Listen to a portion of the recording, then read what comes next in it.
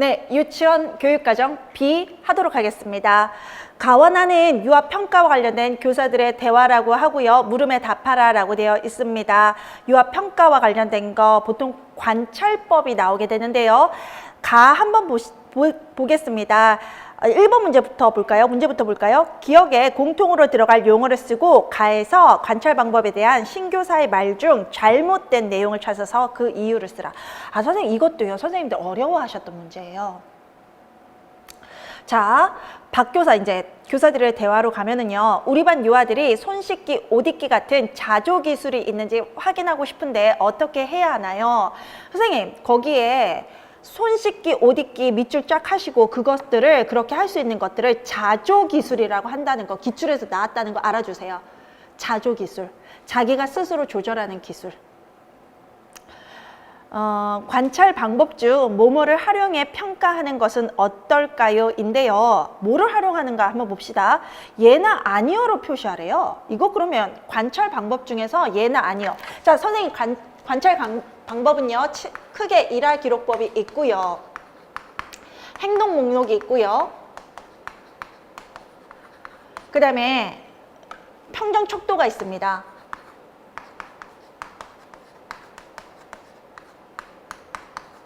또 하나 시간 표지법이 있고요. 사건 표지법이 있습니다.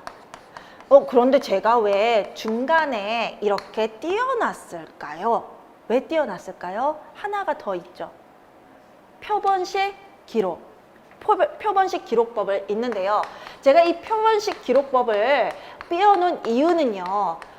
요게 일화 기록의 하나이기 때문입니다. 일화 기록에서 어떤 상황을 딱 하나를 표적해서 그게 표본이 되면 표본식 기록이 되는데요. 그래서 요거는 하나의 단계로 들어갈 때가 있고 들어갈 때가 있고 아니면 일화 기록의 하위로 들어갈 때가 있고 그렇습니다. 그런데 여기에서 예 아니요, 예 아니요, 예스 노로 답하는 거는요. 행동 목록입니다. 평정 척도는 척도로 얘기합니다. 그렇죠? 0, 1, 2, 3, 4에서 정도에 따라서 1이에요, 4예요. 예로 들어서 이렇게 얘기하는 게 평정 척도죠. 그러면 기억에 들어가는 거는요. 제가 보기엔 행동 목록법입니다. 예, 아니요로 답하니까요. 자조 기술이 형성됐는지 여부를 알아보기 쉽죠. 기록하기도 쉽고요. 니은 결과에 따라 유아들의 자조 기술 형성에 도움을 줄 수 있는 방법을 교육과정 계획에 반영해 보려고 해요 라고 되어 있습니다. 그런 신교사가 얘기를 하네요. 맞아요. 행동 목록은요. 편하게 기록할 수 있어요. 그렇지만 유아의 행동 발달을 단계적으로는 파악할 수 없다라고 하는데요. 있습니다. 어떤 식이냐면요.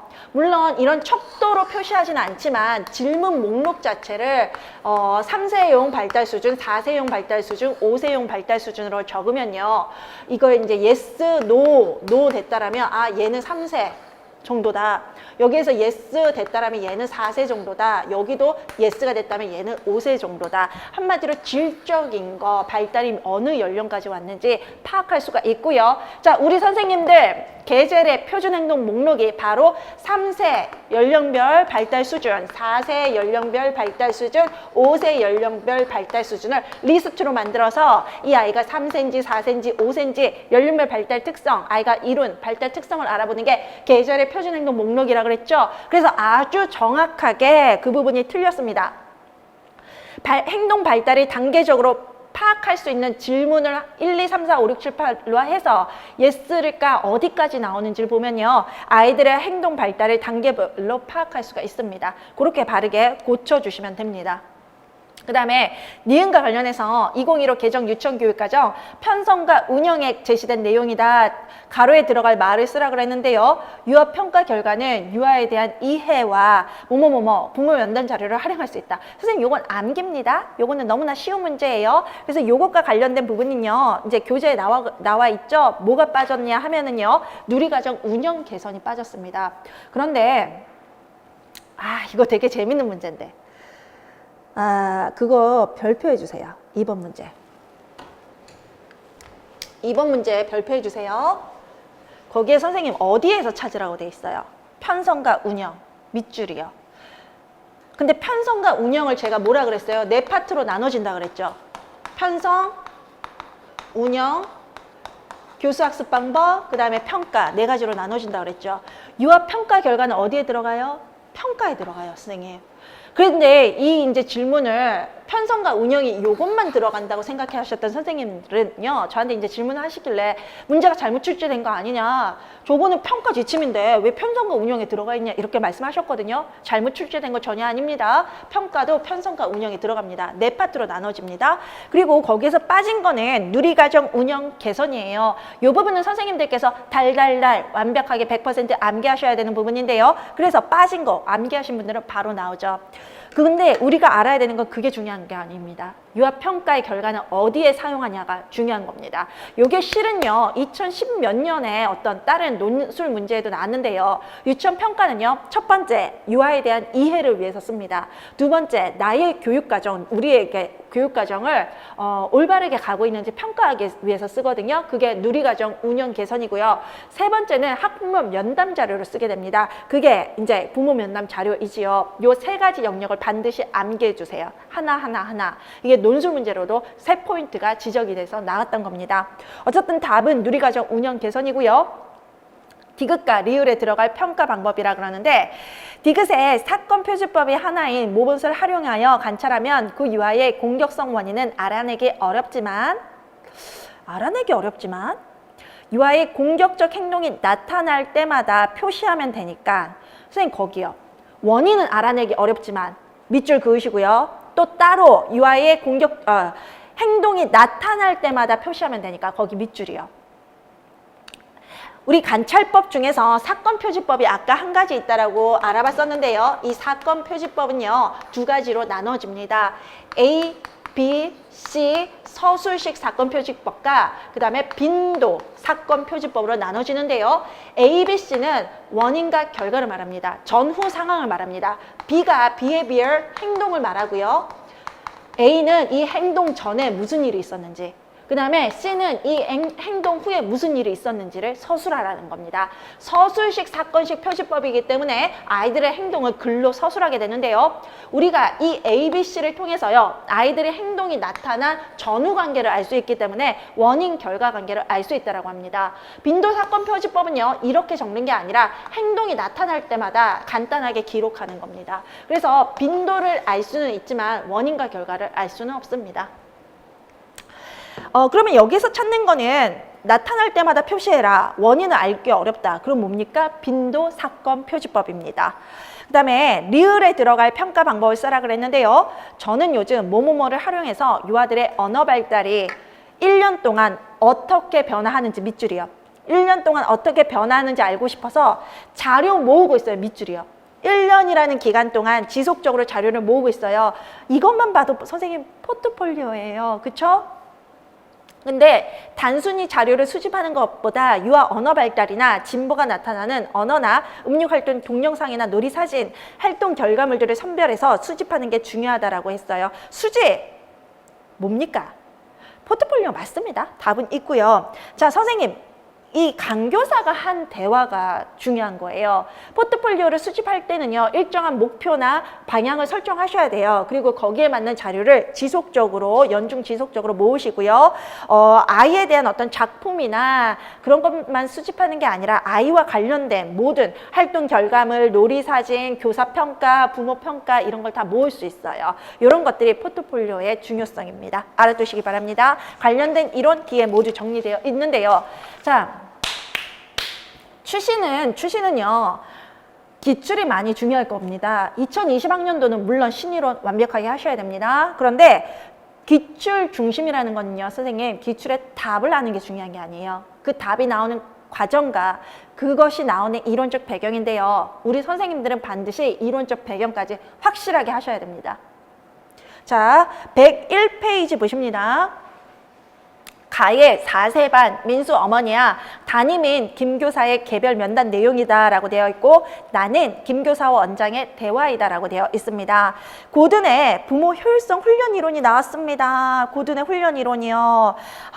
그 다음에 기억에 공통적으로 들어갈 용어, 그 다음에 두 번의 동그라미에 교사가 민수 어머니에게 기억을 권유할 때 고려했던 기준, 3. 디귿이 가리키는 단계를 쓰라라고 되어 있는데요.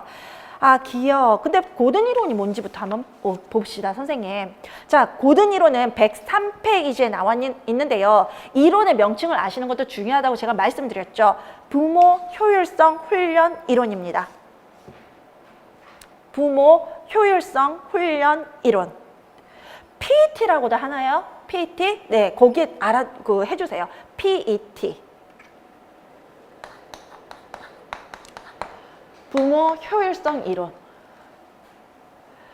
자, 거기에서 자녀 양육의 지침이라는 게 있습니다. 선생님, 그 자료에 보시면 3가지가 나오고 있는데요. 첫 번째, 부모의 수용성 수준을 파악하라는 겁니다. 왜냐하면 두 번째 단계가 문제 소유자를 파악하는 건데요. 고든 이론, 선생님 이거 굉장히 중요한 거고요. 실베아가 가장 잘 설명하는 겁니다. 문제의 소유자를 알아보는 건데요. 우리가 보통 문제의 소유자라 그러면 문제를 일으킨 사람을 말하지 않습니까? 그런데 고든 이론에서는 그게 아닙니다. 이 상황을 문제라고 인식한 사람이 문제를 가지고 있는 문제의 소유자가 됩니다. 한마디로 어떤 상황에서 엄마는 괜찮은데 아이가 화를 냈잖아요.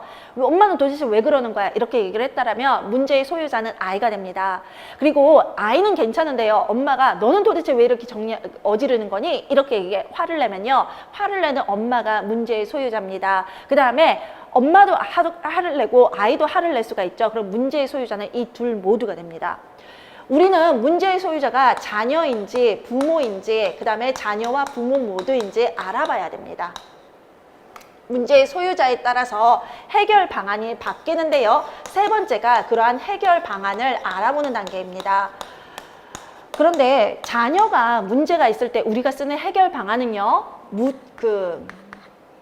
반영적 경청입니다. 아이의 말을 반영해서 진심으로 잘 들어주라는 반영적 경청이 되고요.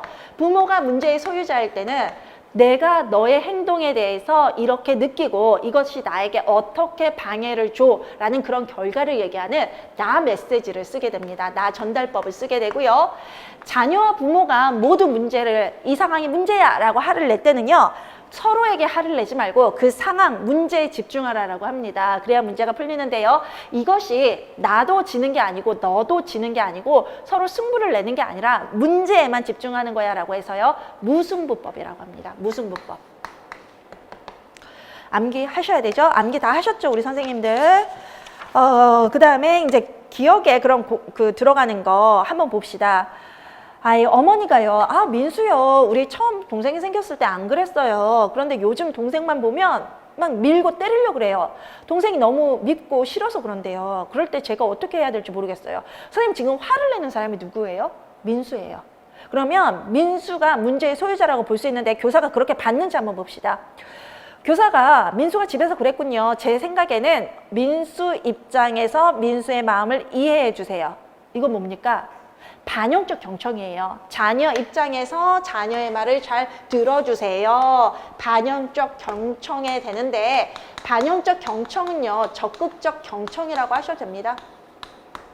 실은 반영적 경청에도요. 단계가 있고 가장 윗단계가 적극적 경청이거든요. 근데 가장 윗단계이기 때문에 저희가 동의어처럼 씁니다.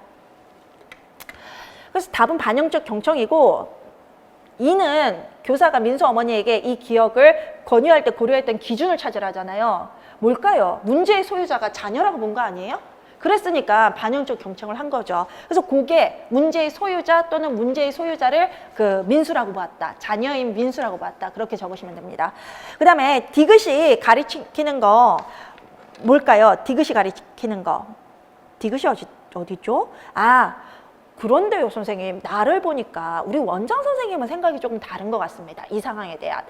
원장 선생님이 민수 어머니께서 오래 계시다 가는 것 같은데 민수에게 무슨 일이 있었어요? 그러니까 교사가 민수가요. 동생을 자꾸 때리고 미워한대요. 그래서 민수 문제로 면담을 요청하셔서 제가 반영적 경청을 써보라고 말씀을 드렸어요. 원장 선생님께서 네, 그것도 적절한 방법이에요. 그런데 디귿이 거기부터 나옵니다. 민수 어머니께서 동생이 태어나기 전에는 민수가 어리광을 부려도 받아줬어요. 그쵸? 민감성이, 수용성이 컸다라는 거예요. 그런데 동생이 생기면서 의젓하게 행동하기를 바라는 것 같아요. 수용성이 작아졌어요.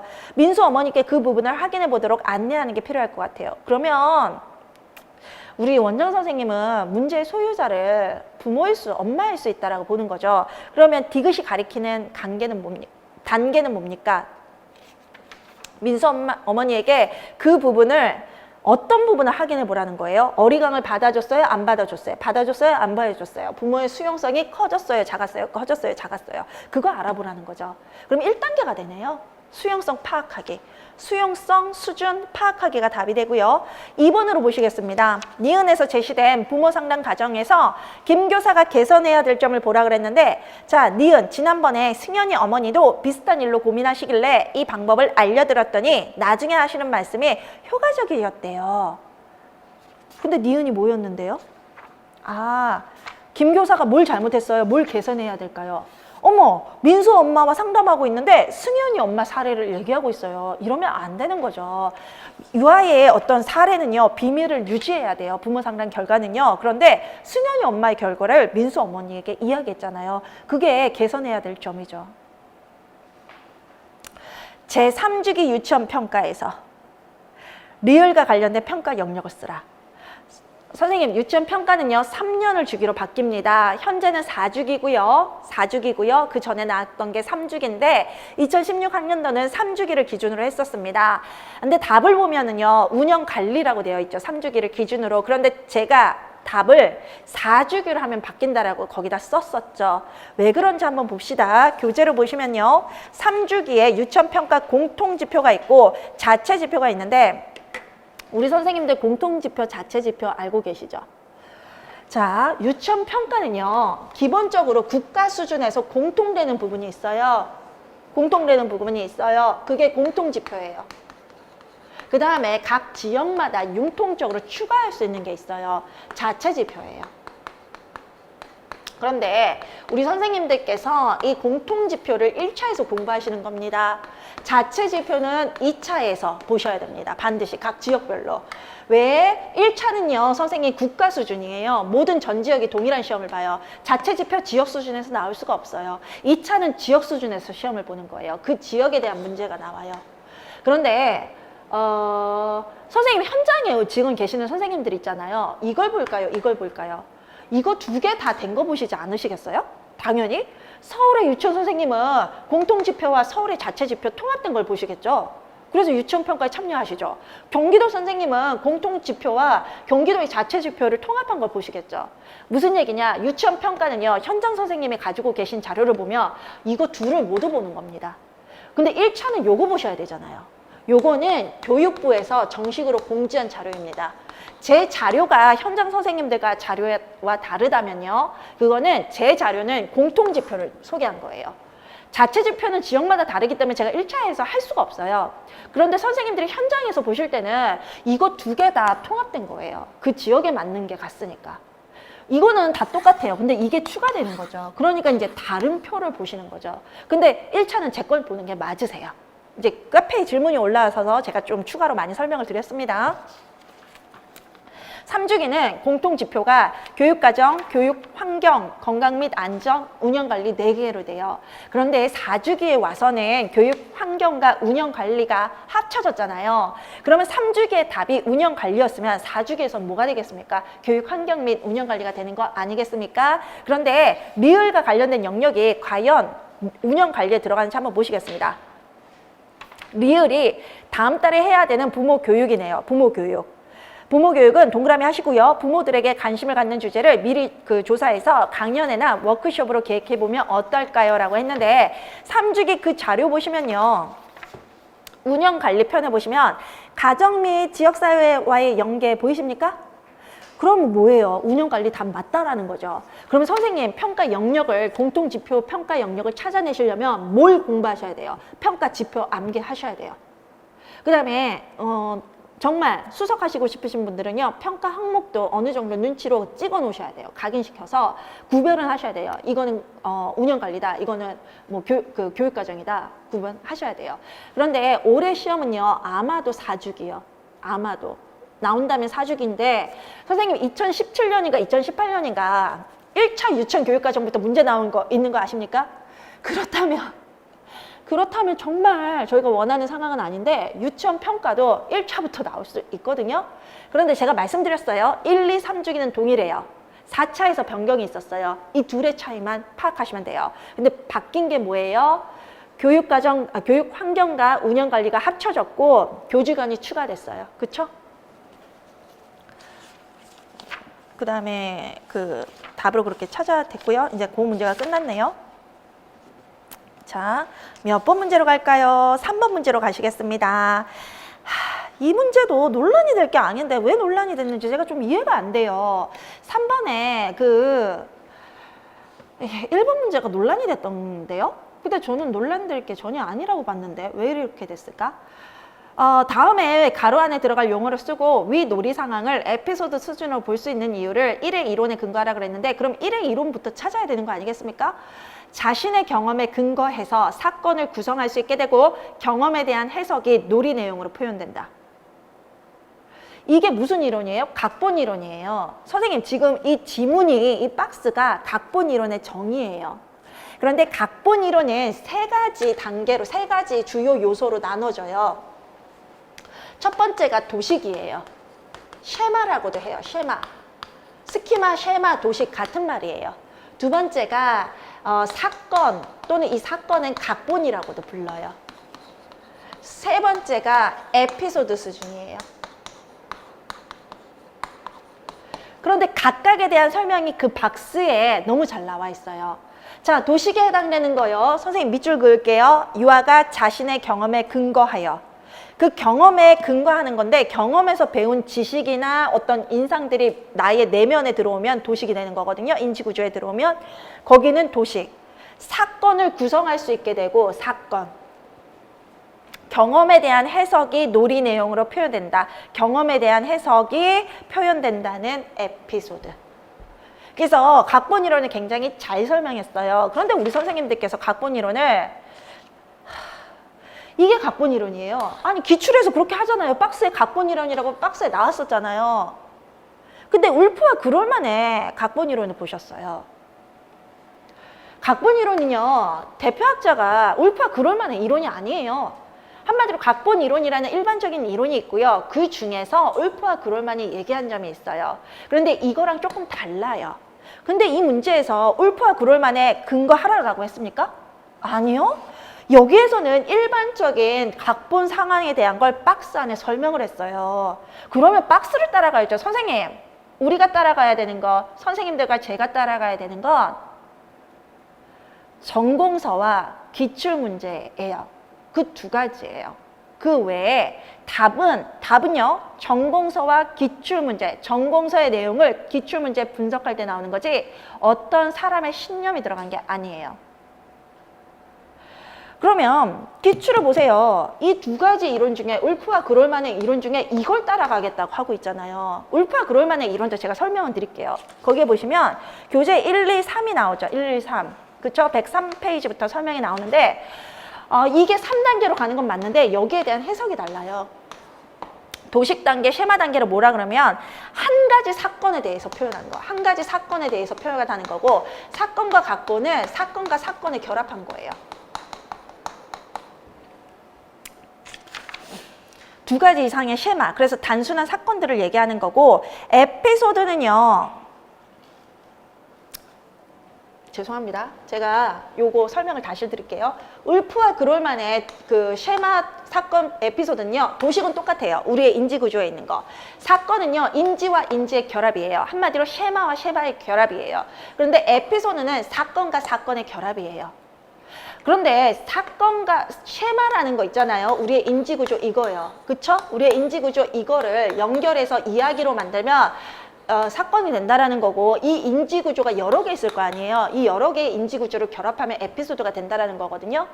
근데 선생님 이 쉐마 한 덩어리 사건 하나하나를 어떻게 구별하세요? 어떻게 구별하세요? 굉장히 모호해요. 이 울프와 그롤만의 이론이 잘된 이론이 아니라고요. 그래서 우리 기출에서 이거 썼잖아요. 자, 이게 너무나 분명해요. 도식은 이런 하나의 덩어리들, 아이들이 경험으로 형성한 지식 하나하나인데요. 혹은 경험 하나하나인데요. 그 경험들을 연결해서 이야기를 만드는 게 사건과 각본이에요. 그런데 여기에 아이의 생각과 느낌 안 들어가요. 해석. 그냥 아이가 실제적으로 경험한 것만 얘기하는 거예요.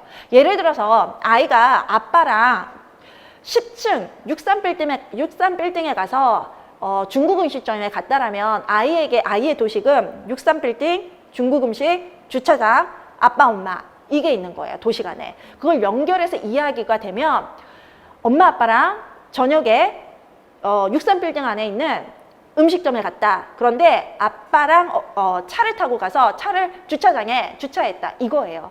이건 사실만 연결하지 않았어요. 굉장히 객관적인 사실, 뉴스 보도 같은 거요. 정확한 사실만 근거한 거. 그런데 여기에 아예 해석이 들어갈게요. 세상에서 가장 높은 빌딩에 가서 내가 사랑하는 사람들과 함께 세상에서 가장 맛있는 저녁을 먹었어요. 이렇다면 그 아이의 생각과 느낌, 감정, 해석이 들어간 거 아닙니까? 이게 에피소드 수준이에요. 63빌딩이 세상에서 가장 높은 빌딩은 아니죠. 그런데 아이의 경험 안에서는 그게 세상에서 가장 높은 게 될 수 있는 거예요. 그래서 아이에 대한 해석이 들어간 게 에피소드예요. 자, 이게 선생님들 그래서요, 거기에 보시면 이 놀이 상황을 에피소드 수준으로 볼 수 있는 것을 1회 각본 이론에 근거하라 그러면요, 거기 아이들 보시면요, 이런 얘기를 하거든요. 주차장 놀이를 하고 있는데,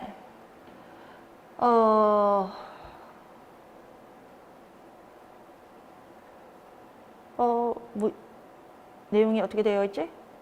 아, 승현이가 이렇게 얘기해요. 세상에서 제일 높은 주차 빌딩 만들세요. 이게 아이의 해석이에요. 그러니까 높은 빌딩을 갖긴 갖겠죠. 그런데 걔 눈에는 그게 가장 높아 보여서 그걸 만들고 싶었던 거겠죠. 어쨌든 승현이가 세상에서 제일 높은 주차 빌딩 만들자. 나 아빠랑 갔어. 이렇게 한 거잖아요. 그러면 아빠랑 갔다라는 게 아이의 해석 아니에요? 정말 세상에서 높은 데에 갔겠어요? 세상에서 가장 높은 빌딩이면 대만에 있나요? 어디에 있나요? 두바이에 있나요? 애가 두바이에 갔지는 않았을 거 아니에요. 근데 자기가 본 것 중에서 가장 크니까 나 아빠랑 갔어. 이러잖아요. 그 다음에 거기에 엘리베이터도 있어. 이건 사실이거든요. 우리도 엘리베이터 만들자. 뭐로 엘리베이터를 만들까? 그 다음에 쭉 내려오면요, 아이가 10층에 했고, 손님 아래로부터 세워야 해요. 이런 말 보이세요? 주차장을 이제 세우는데 손님 아래로부터 세워야 해요. 이런 거죠. 근데 얘들이 놀이 규칙을 만들었어요? 놀이 규칙 안 만들었죠. 근데 주차장 놀이를 할 때 아래로부터 세워야 된대요. 아래부터 세우고 위로 가야 된대요. 이거 어디서 나온 거예요? 애가 갔더니 지하 주차장에 갔다가 그 아빠랑 엄마랑 이제 주차장에 갔을 때 가장 밑에서부터 세우는 걸 아마 봤나 보죠. 그래서 올라가야 된다고. 그럼 얘가 세상에서 배운 지식을 쓰고 있잖아요. 놀이 상황에. 이게 바로 에피소드예요. 애가 상황을, 이 현실을, 아, 주차장은 밑에서부터 세워야 되는가 보다 라고 깨달은 거예요. 근데 그거는 건물마다 규칙이 다른 거 아닌가요? 그렇죠? 어떤 건물은 막 들어갈 수 있고 가장 높은 데부터 내려올 수 있고 밑에서부터 위로 갈 수 있는데 얘가 간 거는 그랬나 보죠. 그래서 얘가 주차장에서는 밑에서부터 채우는 거다 이렇게 얘기를 했나 보죠. 아래로부터 세우는 거다. 바로 그런 부분이 아이들이 경험한 것에 대한 해석이 놀이 내용으로 표현된 거예요. 세상에서 가장 높은 주차 빌딩이라던가 주차장에서는 차를 아래로부터 세워야 된다는 건 아이들이 세상을 배운 경험에 대한 아이들의 생각과 해석이에요. 그게 놀이 내용에 표현되었기 때문에 저게 에피소드 수준으로 볼 수 있는 겁니다. 선생님, 오늘 제가 설명이 조금 시비와 같지 않게 설명하죠. 명료하게 설명하지 않고 장황하게 설명하지 않아요? 왜 나는 느낌이 이렇게 장황하게 느껴지죠? 왜냐하면 제가 지금 다른 강의를 하고 와서 정규 강의를 신이론과 국가 수준 2개를 하고 왔더니 지금 기출에 집중이 좀 안 됩니다. 죄송하게 생각합니다. 그래도 최대한 제가 집중을 해서 해보도록 하겠습니다. 자, 선생님, 베이트슨 이론에 근거해서 기억에 나타난 유아의 의사소통 유형을 해당하는 말이라 그랬는데요. 놀이 이론에서 베이트슨의 이론이라면 상위 의사소통 이론 아닙니까? 상위 의사소통은요, 먼저 뭐가 있어야 됩니까? 놀이 틀이라는 게 있어야 되죠. 왜? 놀이 안은 놀이이고요. 놀이 밖은, 요 틀 밖은 현실입니다. 이 놀이와 현실을 구분하는 요 경계선이 우리는 놀이 틀이라고 합니다. 이게 있어야 가작화 의사소통인지 상위 의사소통인지 아는데요. 가작화 의사소통은 아이가 놀이 상황 안에서 하는 대사입니다. 대화이고요. 상위 의사소통은요, 놀이와 현실을 연결짓는 단어입니다. 그렇다면 상위 의사소통인지 가자카 의사소통인지 보는데요. 이 문제는요, 이 2016년 문제는요, 몰라도 풀었어요. 왜냐하면 기억에 나타난 유아의 의사소통 유형에 해당하는 말을 A에서 찾아 쓰라 그랬어요. 둘 중에 이거예요? 이거예요? 라고 물어본 게 아니라 똑같은 표현을 찾아 쓰세요 그랬어요. 그래서 선생님들이 상위 의사소통, 가자카를 모르셔도 똑같은 유형이면 그냥 찾아서 답을 쓴 거예요. 근데 여기서 이론을 알았던 분들은 어떤 실수를 하셨는지 아세요? 상위 의사소통 쓰셨어요. 그러면 정답 처리가 안 되죠, 당연히. 그래서 선생님 알면서 틀린다는 게 이런 거예요. 그래서 시험장 나오셔서 펑펑 우시죠. 내가 왜 틀렸을까? 1점이라는 게 얼마나 중요한데. 그게 시험 상황의 스트레스인데요. 우리 선생님들 잘 조절하시기 바랍니다. 기억 한번 보시겠습니다. 야, 무슨 주인이 그래? 어서 오세요. 인사하고 안내를 해줘야지. 이렇게 했더니 어머, 야, 무슨 주인이 그래? 어서 오세요. 인사하고 안내를 해줘야 되는 거. 현실을 반영한 거 아니에요? 놀이 속의 아이한테 그 역할을 못하니까 현실에서 이런 역할을 하니까 네가 놀이에서 그런 역할을 해야 해 라는 거죠. 상위 의사소통이에요. 그런데 그중에 어떤 게 상위 의사소통이니까 이냐 봤더니 주영이가 승현아 주차 빌딩에 차가 가득 차서 10층만 남았다고 하자. 놀이 상황에서 어떤 아이는 위에 세우고 싶고 어떤 아이는 밑에서부터 세워야 된다라고 하니까 그러면 우리가 현실을 반영해서 주차장에 차가 가득 차서 10층만 남았다고 하면 올라갈 수 있잖아. 이렇게 하는 거잖아요. 이것도 아이들에게 어떤 놀이 상황을 지시하는 말이에요. 놀이 상황 그 자체가 아니라 바로 그 부분이 상위 의사소통에 해당하는데요. 우리 선생님들께서 상위 가자카 의사소통과 상위 의사소통을 구분하는 게 어떠냐면 이 놀이틀을 드라마 상황이라고 생각하시면 드라마의 배우들이 역할을 위해서 주고받는 거 있잖아요. 그게 가자카 의사소통이고요. 감독이 밖에서 그렇게 하면 어떡해? 현실에서 어떻게 하니? 너 그렇게 펑펑 울면 안 돼. 뭐 슬프게 좀 더 구슬프게 울어봐. 이렇게 감독이 배우들에게 지시하는 말이 있잖아요. 이게 바로 상위 의사소통에 해당이 돼요. 그렇게 구분하시면 되는데 여기에서 보면 다 이제 배우들이 이걸 드라마 상황이라고 보면 역할을 맡은 배우들이 하는 말 아니에요? 그런데 아까 야 무슨 주인이 그래 어서 오세요 인사를 해줘야지 이거 감독이 하는 말 아니에요? 드라마라면 그 다음에 이제 나오면 아유 애들이 계속 뭐뭐 하고 싶어요 뭐뭐 하고 싶어요 이렇게 하니까 솔직히 드라마 안에서는 존댓말을 쓰고 있잖아요. 근데 드라마 밖을 나왔으니까 그러면 그냥 가득 찼다고 하고 10층 올라가 이렇게 감독이 얘기하고 있는 거랑 똑같잖아요. 반말이죠. 그래서 상위 의사소통에 해당하는 겁니다. 여기는 논란이 없었죠 선생님. 존스 크리스티 악기가 제안한 교사의 놀이지도 방법이다라고 했는데요. A에 해당하는 용어를 쓰고 위 놀이 상황에서 A 역할이 나타난 예를 찾아 쓰라라고 했습니다. A 한번 놀이 이론 보시겠습니다. 115인데요. 선생님 우리 전공서에서는 이 존슨 크리스티 약기 이론 이렇게 3명의 이론이 나왔고요. 전공서에서 제가 본 전공서 중에 하나는 존슨 크리스티 와들이라고 했어요. 네 학자의 이름을 모두 알아주세요. 교사 지원 방법은 미참여자, 방관자, 그 다음에 세 번째가 무대 관리자, 공동놀이자, 놀이 리더, 학습 지도자 6가지가 되는 거고요. 그렇다 하면 A에 들어가는 건 뭡니까 선생님? 놀이 리더 아닙니까? 근데 이거 암기를 안 하시면 A에 뭐 들어가는지 모르시죠? 그쵸? 답은 놀이 리더이고 이 상황에서 놀이 리더 역할이 나타난 예를 쓰래요. 근데 이거는 교사의 놀이지도 방법이에요. 교사의 역할을 놀이지도 한 걸 찾는 거예요. 그런데 공동놀이와 놀이지도자 어떻게 구분합니까? 둘 다 놀이 상황에 있어요? 없어요? 있어요? 없어요?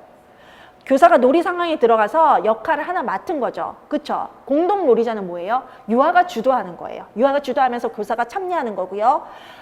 놀이 리더는 교사가 리더가 되는 거예요. 그래서 놀이를 리더하고 아이들의 놀이를 다 이끌어주는 거. 교사가 주도해서 이끌어주는 걸 놀이 리더라고 하는데 여기에서 보면 어디가 있습니까? 애들이 보니까 놀이를 못하고 있지 않아요? 놀이를 못하고 있는 부분이 있죠. 주차장 놀이를 하려고 역할을 정했는데 애들이 역할을 정한 후에도 주차장 놀이를 시작하지 못해 자동차만 굴리고 있다라고 되어 있거든요. 그랬더니 교사가 주인을 맡은 주영이와 승현이를 보면서 아저씨 어디에 세워야 하는지 자세하게 알려주세요. 그러니까 애들이 뭘 시작을 못하고 있으니까 교사가 어떻게 해야 되는지 언어적으로 가르쳐주면서 아이들의 행동을 끌어왔죠. 아이들로부터 시작된 게 아니라 교사로부터 시작됐죠. 그럼 교사 주도고요. 놀이 리더가 됩니다. 이런 암기해 주시고요. 4번 문제 보시겠습니다. 4번 문제는 A의 모모 유치원 가게놀이 계획과 관련된 사세방 교사들의 대화이고 나는 사세방 내 가게놀이 상황이다. 물으면 답하라 라고 되어 있습니다. 스펠트, 왜 이렇게 중요한 이론들이 다 나왔어 오늘.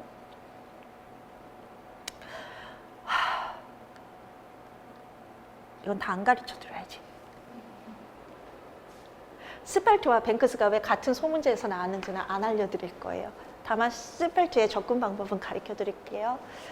스펠트가 제시한 유아 사회교육의 접근 방법은 일단 5개가 있어요. 사회생활 접근 방법, 직접 환경 접근 방법, 공유율 접근 방법, 사회과학 개념의 구조화 접근 방법, 사회문화적 환경 접근 방법이에요. 그런데 우리 선생님들 생각해서 제가 추가적으로 알려드릴게요. 우리 전공서는요. 스펠트의 이 5가지가 다문화가 안 들어가 있어요. 그래서 뱅크스의 이론을 합해서 6가지로 사회교육의 접근 방식을 얘기해요. 그래서 이 문제는 같은 하위 문제 1번 안에서 스펠트와 뱅크스를 종합해서 물어봤어요. 우리의 전공서가 이렇게 조직되어 있어서 그랬어요. 그러면 여기에 스펠트가 나타난 유아 사회교육의 접근 방식 중 가에 나타난 체교사의 접근 방식 유형을 쓰고요. 뱅크스의 다문화 교육의 이론에 근거해서 기억에 나타내는 단계를 쓰라 그랬는데요. 뱅크스까지 나왔어. 어떡하면 좋아? 설명 드려야 돼요, 이거? 어떡하냐? 이렇게 되면 진짜 실비아의 모든 게 다 나가는 거 아니에요? 가에 나타난 체교사의 접근 방법부터 한번 찾아봅시다. 우리 체교사가 이렇게 얘기했어요. 이번 가게 놀이에서는 아이들이 좋아하는 물건을 직접 고르고 사보게 하는 거예요. 아이들이 현재 동그라미요. 현재 자신이 있는 곳부터 출발해서 주변 세계를 자꾸 경험하다 보면 그 과정 속에서 스스로 중요한 개념과 가치를 발견할 수 있거든요. 그랬어요. 현재 아이들이 있는 곳부터 아이들이 넓혀 나가서 뭘 배워요? Here and Now라는 게 여기서 나오는 거거든요. 아이들의 현재 지금 있는 경험에서부터 배워 나가세요. 이게 뱅크 스트리트 프로그램에서 주장한 건데요. 미첼이 주장한 거죠. 그런데 스펠트가 분류한 그 유아 사회 교육의 접근 방식 중 직접 환경 접근 방식이 바로 뱅크 스트리트 프로그램에서 나온 사회 교육 접근 방식이고요. 주장한 학자는 미첼이라는 학자가 따로 있습니다. 그러니까 스펠트는요. 각 학자들이 주장한 5가지를 모은 거예요. 그래서 각각을 주장한 학자는 따로 있어요. 여기 현재라는 개념, 현재라는 건 지금이라는 개념도 되죠. 그래서 here and now가 있어서 뱅크 스트리트 프로그램 직접 환경 접근 방식을 얘기하는 거고 미첼이 얘기하는 겁니다. 그래서 답은 직접 환경 접근 방식이고요. 뱅크스의 다문화 교육의 이론에 근거해서 기억에 해당하는 단계를 쓰라라고 되어 있죠. 우리 선생님들은 워낙 잘 아시겠지만 제가 워낙 잘난 체를 많이 해서 제가 뱅크스와 직접적으로 편지를 주고받은 사람이라는 거 알고 계시죠? 이 이명 때문에 간 건 아니고요. 제가 이제 미국에 있을 때 뱅크스 밑에서 이제 제자로 있고 싶어서 편지를 몇 번 주고받은 적이 있어요. 근데 이 뱅크스는요, 흑인 남자예요. 다문화의 거의 대가라고 할 수 있고요. 제가 이 사람과 이제 소통을 할 때는 이분이 어디 있었냐면 시애틀에 워싱턴 주에, 그러니까 시애틀이 워싱턴 주에 있거든요. 거기에 유니버시티 오브 워싱턴이라는 게 있어요. 굉장히 좋은 대학이에요. 거기에 교육학과에 어떤 다문화 교육을 한 학자입니다. 저는 유아교육을 학사, 석사, 박사에서 다 했고요. 박사에서 정식으로 교육학도 전공을 했습니다. 제가 교육학 쪽에서는 다문화나 교수 설계에 관심이 있어서 이 뱅크스 밑에서 배우려고 했었거든요. 그래서 이 사람의 이론은 실비아가 유일하게 정확하게 설명을 해요. 이 사람의 이론은요, 우리 전공서에는 100% 정확하게 들어왔어요. 해석은 100% 잘못됐어요. 선생님들은 정말 이거 정말 돈으로 주고도 못 사는 강의를 듣고 계십니다. 첫 번째가 부가적 관계고요. 기여적 관계고요. 두 번째가 부가적 관계죠. 세 번째가 변역적 관계고요. 네 번째가 사회적 행동 단계입니다. 선생님, 제가 나머지 2, 3, 4단계부터 설명을 할게요. 사회적 행동 단계. 자, 부가가 더한다는 의미 아닙니까? 뭐에서? 교육과정은 그대로 있어요. 우리가 일반적으로 아이들에게 가르치는 교육과정이나 교육 내용은 그대로 두고 다문화적 요소, 새로운 요소를 가져오는 거예요. 변역은요, 바꾼다라는 뜻을 가지고 있지 않습니까? 변역, 바꾼다, 교육과정을 바꾸는 거예요. 교육과정을 바꿔서, 교육과정을 완전히 바꿔서 새로 고침 표시를 써야 되겠다. 그쵸? 교육과정을 새로 고침을 하면서 새로운 내용을 추가를 하면 변혁이에요. 교육과정이 바뀌어서 추가했다라고 하기 때문에 변혁적 단계고요. 사회적 행동 단계는 아이들이 사회 현상에 대해서 직접 토론을 하고요. 자신들이 정한 방식을 실제로 실천하게 되면 사회적 행동이고요. 여기서 주체는 반드시 유아여야 해요. 근데 여기서 가장 문제가 되는 거, 선생님들이 잘못 알고 있는 거, 실비아만 정확하게 말씀드릴 수 있는 거 설명을 드릴게요. 선생님, 기여적 단계를 공유율 단계와 구별을 못 하시더라고요. 공유율 단계는요, 공유율 접근법은요, 그거예요. 추석이나 명절이나 빨간 날 있죠. 그런 어떤 설날이나 이런 걸 중심으로 아이들이 어떤 사회 문화적인 걸 배우는 것을 공유율 접근법이라 해요. 그런데 기여적 단계는 그게 아니에요. 기여적 단계는 소수민족이 다수에게 기여한 점을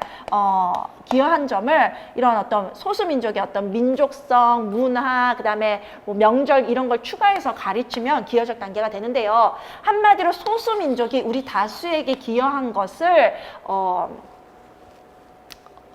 인정하자라는 의미이거든요. 그런데 여러분, 미국의 추수감사절 아십니까? 미국의 추수감사절. 우리가 추석과 추수감사절을 같은 날이라 알고 계시는데 아니에요. 우리의 추석은요, 자연이 준 풍성함을 누리는 거예요. 가을에. 그런데 미국의 추수감사절은요, 유럽인이 미국을 정복하지 않았습니까? 그래서 원주민을 정복했었죠. 처음에 유럽 사람들이 긴 시간을 배를 타고 갔으니까 거기가 얼마나 힘들었겠습니까? 그래서 먹을 것도 다 떨어지고 그랬던 거예요. 그런데 미국 땅에 원래 살고 있던 원주민이 그 유럽 사람들을 위해서 음식도 대접하고 칠면조도 주고 그렇게 했던 거예요. 그래서 이 추수감사절은요, 우리 유럽 사람들이 처음 미국에 왔을 때 우리 소수민족 원주민이 우리에게 뭐 얼마나 도와줬는지 그런 감사하는 마음을 가지자는 게 추수감사절이에요. 그러면 지금은요, 미국이란 사회는요, 주류거든요. 백인이 주류거든요. 원주민은 소수예요. 원주민이 탄압받고 있죠. 뱅크스는요, 이런 탄압받고 있는 그런 사람들의 어떤 명절인 추수감사절을 다시 한번 생각해 보면서 추수감사절에 대해서 대하면서 소수민족인 원주민이 다수에게 기여한 바에 대해서 감사하는 마음을 가지면 이거는 기여적 단계예요. 그런데 우리 추석은요, 다수를 위한 명절 아니에요? 우리나라에서? 우리 한민족을 위한? 다수를 위한 거고 소수민족이 어떤 명절이 아니잖아요. 전혀 기여한 바가 없어요. 소수 다수를 따질 수도 없어요. 그래서 기여적 단계가 추석은 안 돼요. 공휴일 단계만 돼요. 추수감사절은 공휴일 단계도 되고 기여적 단계도 돼요. 왜? 소수민족 원주민이 다수에게 기여한 바를 기리는 날이라서요. 이게 기여적 단계의 특성이고 공휴일 단계랑 완전히 차원이 다릅니다. 그래서 추수감사절은 둘 다에 들어가고 추석은 공휴일에만 들어가고 기여적 단계는 안 들어가고.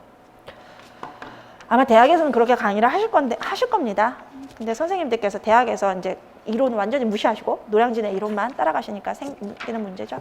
저는 유아교육의 진짜 이론을 강의합니다. 그리고 그 이론을 가지고 문제를 해석하는데요. 우리 노량진은요, 강의를 하는 것이지 문제를 출제하고 채점하는 것이 아닙니다. 그래서 여러분들이 저한테 이렇게 말씀하시잖아요. 다른 강사들 다 무시하냐고? 저는 다른 강사들 답 안 봐요. 다른 강사들 다 뺏겨서 왜 자기 답을 것처럼 발표를 해요? 전공서에 근거해서 내가 분석을 해서 답을 내야죠. 그게 유아 임용이라는 거죠. 그래서 제 답은 당일날 나올 수 있는 거예요. 다른 강사들 답이 필요가 없어서.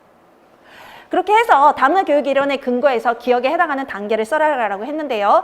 기념품을 제시하는 것만으로서는 문화적 차이나 가치를 이해하기 어려워요. 그렇죠? 그래서 세계 여러 나라 생활 주제를 다룰 때 교육과정의 목표나 내용을 그대로 두래요. 선생님 교육과정 바꾸지 말래요. 그 다음에 우리 반 다문화 가정 아이의 나라별 전통 음식과 일상생활을 추가한대요. 더한대요. 무슨 단계예요? 부가적 단계죠. 교육과정을 바꾸지 않으면서 그런 어떤 다문화 관련된 내용을 추가하는 거. 그래서 답은 나왔습니다. 그다음에 2번 문제 가시겠습니다. 2015 개정 유치원교육과정 사회관계 영역에 사회에 관심 갖기 세부 내용을 근거로 니은에서 교사가 연수에게 지도해야 되는 교육 내용을 쓰라라고 했는데요. 니은 한번 보시겠습니다. 어머, 재미있다. 또 사러 오자. 그런데 얘가 뭘 하냐 봤더니 물건을 지금 사는 것 같아요. 그쵸? 연수가 이제 물건을 고르고 있고요.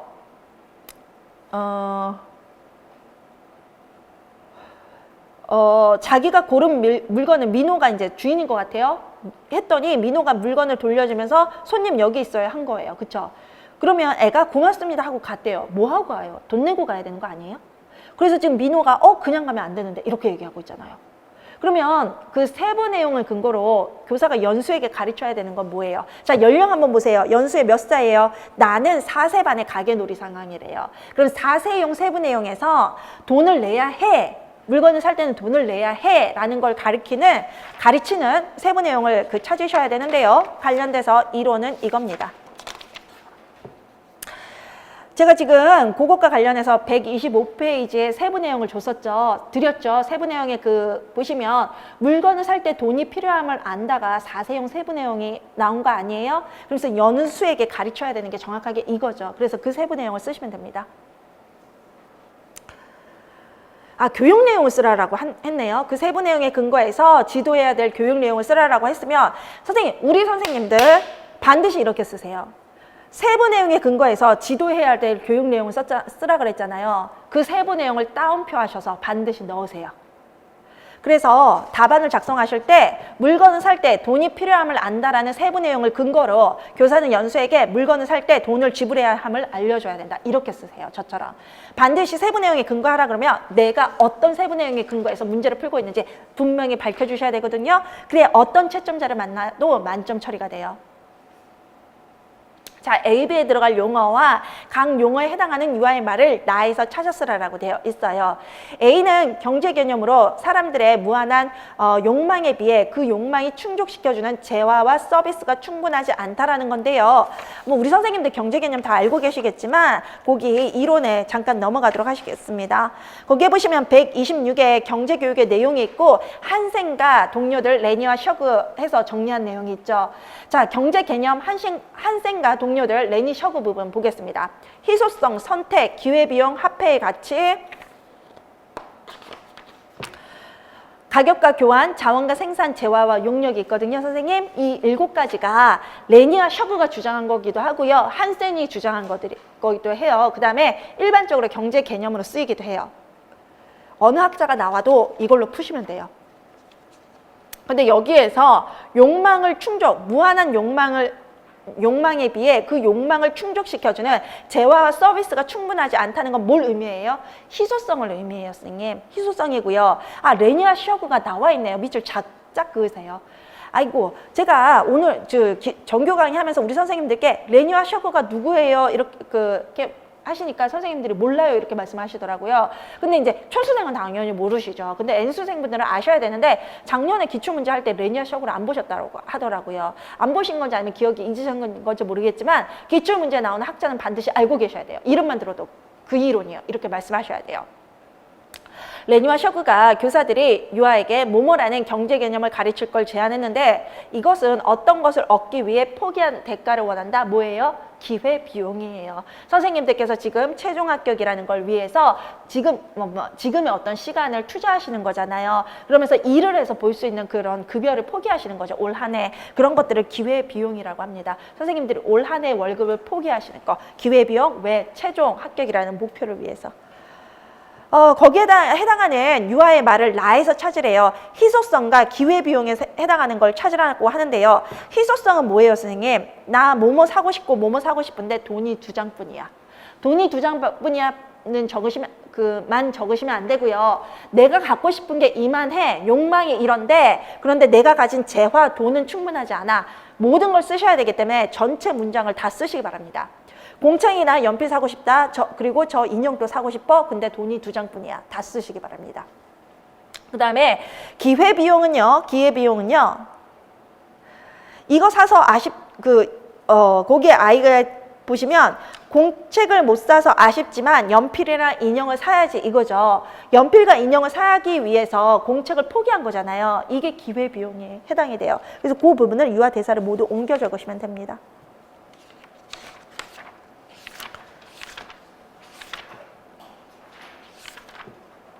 그 다음에 B5이고요. 모모 유치원 4세반 김교사가 동물을 주제로 진행한 활동 계획안의 일부입니다. 물음에 답하라라고 되어 있는데 기억은 함의 문제 1번에 보시면 기억은 어떤 미술적 요소를 학습하기 위한 것인지 쓰시오라고 되어 있습니다. 아, 선생님 이것도 굉장히 중요한 포인트예요. 미술에는요 요소와 원리가 있어요. 교육부 자료를 근거했을 때 그래요. 이론서도 그렇고요. 그런데 요소에 들어가는 게 있고 원리에 들어가는 게 있는데 우리 선생님들께서 이걸 구분하셔서 외우셔야 돼요. 요소에는 뭐가 들어가고 원리에는 뭐가 들어가는지. 그래서 요소를 답하라 그러면 이 중에서 답해야 되고요. 원리를 답하라 그러면 이렇게 답을 하셔야 돼요. 그러면 그게 각각 뭐 들어가는지는 교재에서 보는데요. 거기에 132페이지에 보시면 미술과 조형의 요소 있고 두 번째가 미술과 조형의 원리 이렇게 있죠. 미술의 원리, 조형의 원리 이거는 똑같은 말이에요. 미술의 요소, 조형의 요소 똑같은 말이고요. 요소에 들어가는 건 선, 형, 색, 명암, 질감, 공간감이 들어가요. 교육부 자료 기준입니다. 그 다음에 원리에 들어가는 건 균형, 강조, 움직임, 조화가 들어가요. 그런데 여기서 하는 건 요소잖아요. 기억 한번 볼게요. 어떤 고양이를 만지면 딱딱하게는 어떻게 아는 거예요? 만져서 아는 거 아니에요? 그럼 뭐예요? 만져서 아는 감각, 질감이에요. 거기에 보시면 미술의 요소 교재로 다시 돌아가시면 5번이 질감이라고 나오지 않습니까? 그러면서 작품의 표면을 만졌을 때의 느낌에 대해서 시각적으로 인상을 제공해 주는 거. 직접 만지지 않아도 어떤 느낌이 들 거라고 알려주는 거. 그게 질감입니다. 다음은 니은 활동 중에서 나타난 교사의 언어적 반응이고요. A와 B에서 공통적으로 보완해야 할 점을 쓰라고 그랬는데 A가 잘했다, B가 멋있다. 아이고, 아이가 울퉁불퉁 고양이를 만들었다라고 했고 이제 끈으로 고양이 몸을 만들고 등에 단추를 붙였어요라고 했는데 우리 선생님께서 잘했네? 멋있네? 이렇게만 답변을 하셨대요. 구체적으로 격려해 주셔야 되죠. 그래서 A와 B와 마찬가지로 아이가 어떠한 부분을 어떻게 잘했는지 구체적으로 칭찬 또는 격려해 주어야 한다라는 게 답변입니다.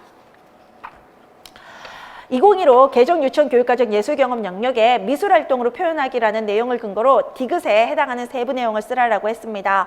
모두의 작품을 모아 함께 벽화를 구성해본다. 모두의 작품을 모아서 함께 벽화를 구성해본다. 이거 혹시 4세입니까? 그렇네요. 4세반 계획안이네요. 네, 우리가 4세에게 미술활동과 관련해서 협동을 시킬 때는요. 각자 개별 작품을 만들어요. 그 다음에 모아서 하나로 묶어서 하나의 작품을 만들어요. 5세는 조금 달라요. 아이들이 토론할 수 있어요. 토론해서 어떻게 만들까 다 정한 다음에 너는 뭐해, 너는 뭐해, 너는 뭐해 하면서 역할을 분담해서 하나의 작품을 만들 수 있거든요. 그런데 여기에서 제가 모두의 작품을 모아서 벽화를 구성해 본다라는 말에서 4세라는 걸 눈치를 챘어요. 그랬더니 4세가 정말 맞았죠. 저의 그 설명의 근거는 지금 해설서에 그렇게 설명이 되어 있고 그 해설서에 관련된 세부 내용이 뭐냐 하면 교재 134예요. 거기에 보시면 4세 협동적인 미술활동에 참여한다. 협동적인 미술활동에 참여하여 즐긴다가 있죠. 그쵸? 거기에 제가 설명드린 게 세부 내용에 설명되어 있고요. 그래서 관련된 4세형 세부 내용은 뭡니까? 협동적인 미술활동에 참여한다입니다.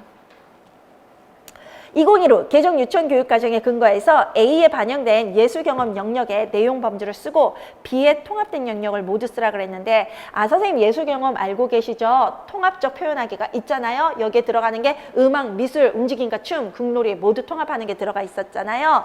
그런데 A에 반영된 예술경험 영역의 내용 범주 한번 보시겠습니다. 선생님 내용 범주 밑줄 그으세요. 자, 우리가 내용 범주 쓰라는 문제가 있고요. 내용 쓰라는 문제가 있고 세부 내용 쓰라는 문제가 있는데요. 선생님들이 가끔 혼돈하셔서 쓰세요. 그래서 내용 범주 적으라고 하는데 거기에 이제 세부 내용 쓰거나 내용 쓰시는 경우 있거든요. 뭘 쓰라고 묻고 있는지 정확하게 보시고 정확하게 쓰십시오. 알고 있는데 틀리면 안 되지 않습니까? A에 반영된 게 뭡니까? A가 어디 있습니까? 활동 방법 전체가 A예요. 나 이것도 논란이 됐어요, 선생님. 1번 그림을 살펴본다죠. 어디에 내용 범죄에 해당해요? 자, 선생님, 그 교재를 보시면 예술 경험의 내용 범주가 나오죠. 136에 거기에 보시면 첫 번째 내용 범주가 아름다움을 찾아보는 것, 두 번째는 예술적 표현하는 것, 세 번째는 예술 감상이죠. 그러면 1번 그림을 살펴본다는 어디에 속할까요? 감상하기 아니에요? 그림이니까. 그 다음에 각자 만들고 싶은 고양이에 대해서 이야기 나눈다는 토론하는 거죠. 그래서 어떻게 할 건지 3번이 다양한 재료와 도구의 특성을 살펴보고 고양이를 타일이나 폼보드 위에 꾸며본다. 이건 뭐예요? 내용 범주 중에 어디에 속해요? 예술적 표현하기에 속하죠. 그 다음에 모두의 작품을 모아서 함께 벽화를 구성해본다. 예술적 표현하기죠. 그 다음에 완성된 공동 벽화를 보면서 이야기 나눈다. 이건 예술 감상하기 아니에요? 그럼 답은 예술적 표현하기예요? 예술적 감상하기예요? 둘 중에 하나만 쓰면 돼요. 예술적 표현하기죠. 근데 여기서 예술적 감상하기 쓰신 분들이 있었어요. 왜 예술적 표현하기가 답인지 말씀드리겠습니다. 활동 계획안은요, 활동 방법은 도입, 전개, 마무리가 있는데요. 도입과 마무리는 활동 전개를 내용을 풍성하게 하는 거고 확인하기 위한 거예요. 가장 중심이 되는 건 전개예요. 전개에서 무슨 활동이 돼야 되나 봐야 되는데 아이들이 고양이를 꾸미는 거랑 벽화를 구성하는 게 됐거든요. 그건 표현하기 활동이잖아요. 그래서 답은 예술적 표현하기예요. 5가지 영역 중 B에 통합된 영역을 모두 쓰라라고 하는데요. 소래 흉내내기는 어디에 대해요, 선생님? 5개 영역 중? 5개 영역이라 그러면 누리과정 5개 영역이라 그러면 뭡니까, 선생님? 그렇죠. 신체운동 건강, 의사소통, 사회관계, 예술경험, 자연탐구 이렇게 들어가는 거 아니에요? 그렇게 했을 때 통합된 내용, 고양이의 소리 흉내내기 어디에 해당이 돼요? 예술 경험 가능하죠. 왈츠 감상하기는요, 예술 경험. 동시 짓기는 의사소통. 고양이 관찰하기는 자연탐구. 그러면 5개 중에서 3개를 쓰시면 되나요? 모두 쓰라 그러니까. 그래서 그 3개를 쓰시면 됩니다. 제가 질문이 있습니다, 선생님. 신체운동 건강 들어가요, 안 들어가요? 소리 흉내내는 거 신체운동 건강 맞아요? 전혀 아니죠. 그쵸? 몸으로 표현하는, 몸으로 뭔가 기본 능력을 배우는 게 아니잖아요. 그래서 안 돼요. 요거 신체운동 건강이라고 보시는 분이 있는데 아니에요. 소리 흉내내는 거, 듣고 나서 흉내내는 거, 뭔가 만들어내는 예술 표현이라고, 예술 활동이라고 보는 게 맞아요. 예술 경험이라고. 6번 문제로 가시겠습니다. 우와, 이 문제. 자, 보시겠습니다. 모모 유치원 5세반 송교사의 활동 계획안이다. 물음에 답하라 그랬는데 기억의 목표와 관련이 없는 것을 디귿에서 찾으라 그랬습니다. 기억이요, 다양한 방법으로 가락, 동그라미요. 가락을 표현해 보는데 이거 몇 세냐면 5세예요. 자,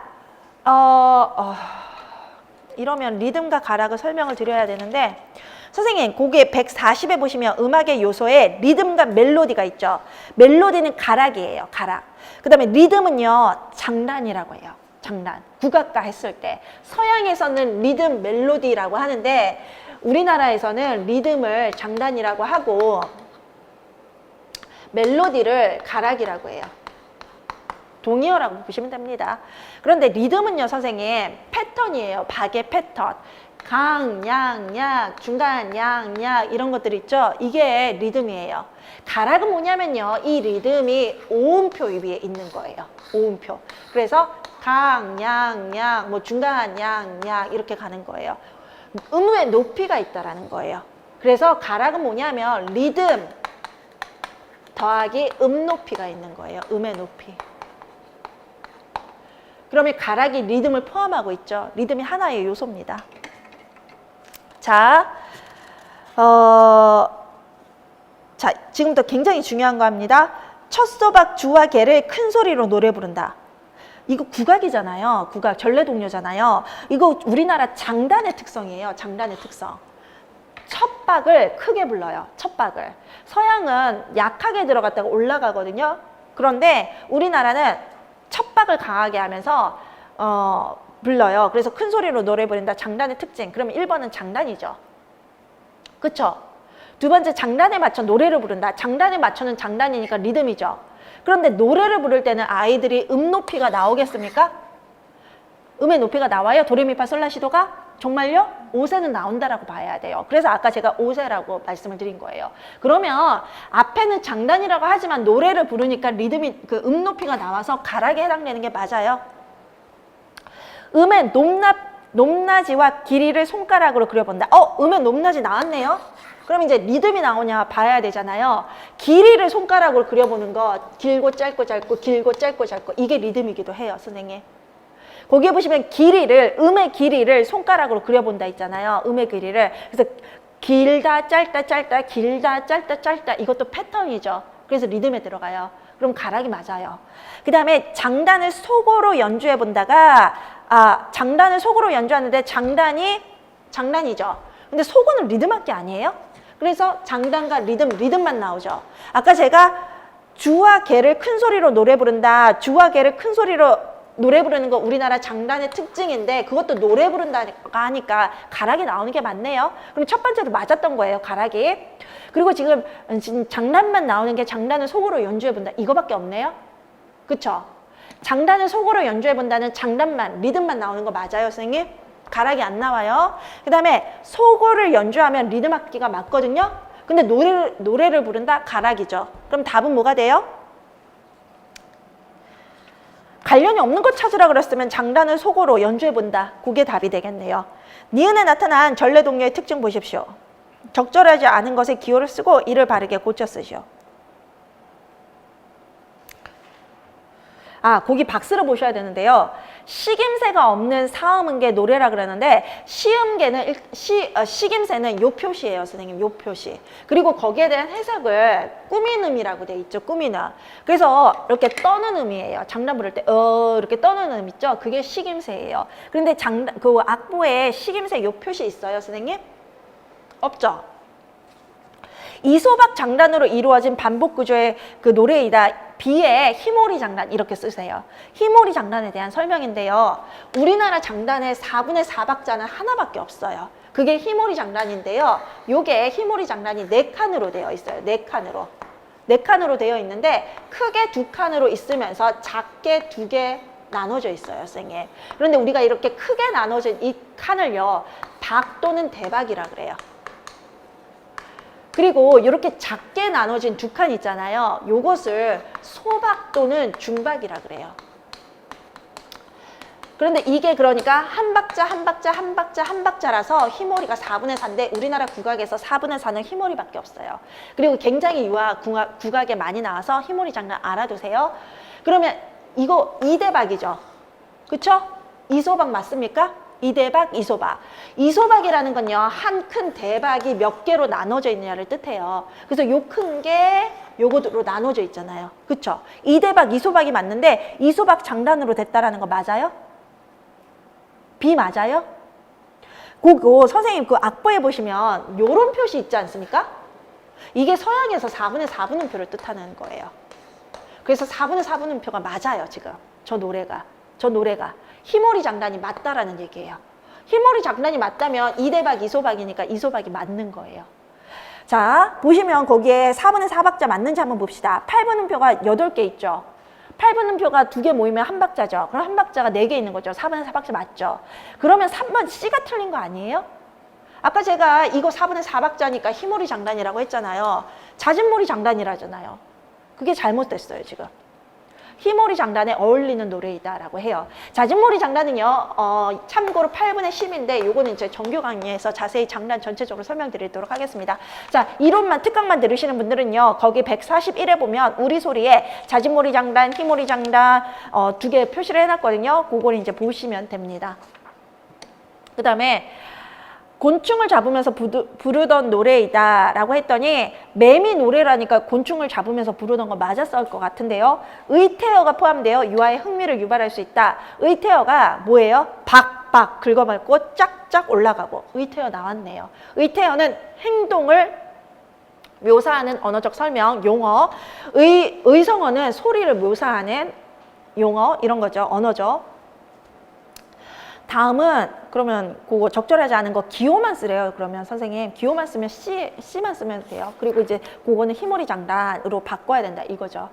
그 다음에 다음은 2015 개정 유치원교육과정의 예술경험 영역의 세부 내용인데 A, B, C에 모두 해당하는 걸 디귿에서 찾아 쓰고 D와 E에 모두 해당하는 걸 리을에서 찾아 쓰라 그래요. 자, 보시면 A, B, C 한번 보십시오. 어디에 나와 있냐면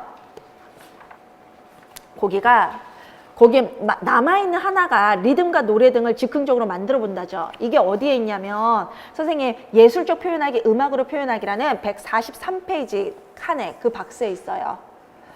143페이지에 보시면 예술적 표현하기라는 내용 범주에 음악으로 표현하기라는 내용이 있죠. 거기 밑에 나머지가 그 네 번째 세부 내용 보면 간단한 리듬과 노래를 즉흥적으로 만들어 본다가 있고, 이건 오세용입니까? 그래서 리듬과 노래 등을 즉흥적으로 만들어 본다 있습니까? 그럼 빠진 세 가지가 나오죠. 그쵸? A에 들어가는 거 뭐예요? 노래로 자신의 생각을 표현한다. B에 들어가는 거 전래동요를 즐겨 부른다. C에 들어가는 거 리듬 악기를 연주해 본다. 이 세 가지를 모두 포함하는 활동을 디귿에서 찾으라는 거예요. 노래, 전래동요, 리듬 악기 모두 다 들어가는 거 어디 있어요?